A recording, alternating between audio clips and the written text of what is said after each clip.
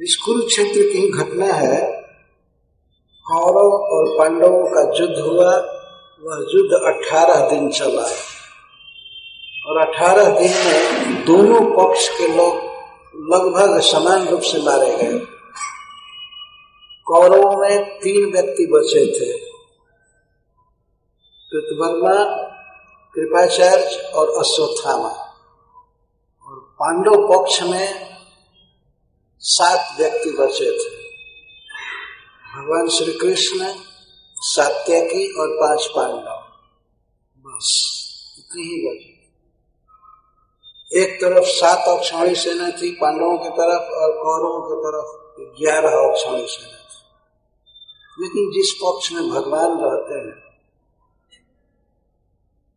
वह पक्ष संख्या पर आधारित नहीं होता है विजय पाने के लिए, भगवान को होना चाहिए।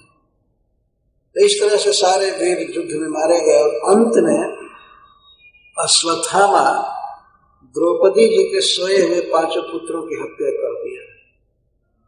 वास्तविकता यह है कि कुरुक्षेत्र के युद्ध के बाद पांडवों की 1 अक्षौहिणी सेना बची थी 18 दिन। तो वे लोग सो गए। 18 दिन युद्ध करते करते थके मांदे थे और सो गए। और ये बहुत लंबी कथा है। अश्वत्थामा और कृतवर्मा ये मिल करके सोई हुई सेना का संहार कर दिए रात्रि में। उसमें द्रौपदी के 5 पुत्र भी बचे थे, उनकी भी हत्या कर दिया अश्वत्थामा, उनका सिर काटा। बहुत दुखद घटना है वो। सवेरे जब पता चला पुत्रों के वध का तो द्रौपदी विलाप करने लगी। तो फिर अर्जुन प्रतिज्ञा की कि तुम्हारे पुत्रों की जिसने हत्या किया है उसका सिर मैं लाऊंगा तुम्हारे पास। तो गए अश्वत्थामा को पकड़ने। अश्वत्थामा ब्रह्मास्त्र चलाया, परंतु बाद में अर्जुन ने उसे पकड़ लिया। पकड़ करके वो सिर को काट कर नहीं लाए, पूरे शरीर के साथ ही सिर हाजिर कर दिए।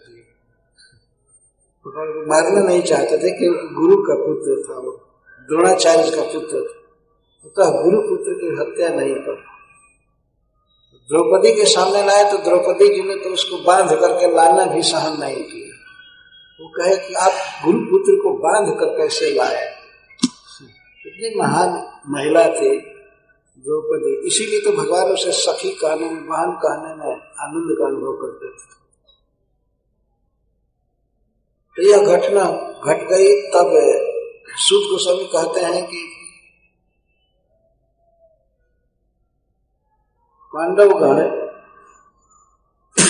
अपने स्वजनों का निर्हरण आदि किए, दाह संस्कार किए। और दाह संस्कार करने के बाद, दाह संस्कार कुरुक्षेत्र में ही हुआ, इसी युद्ध भूमि में।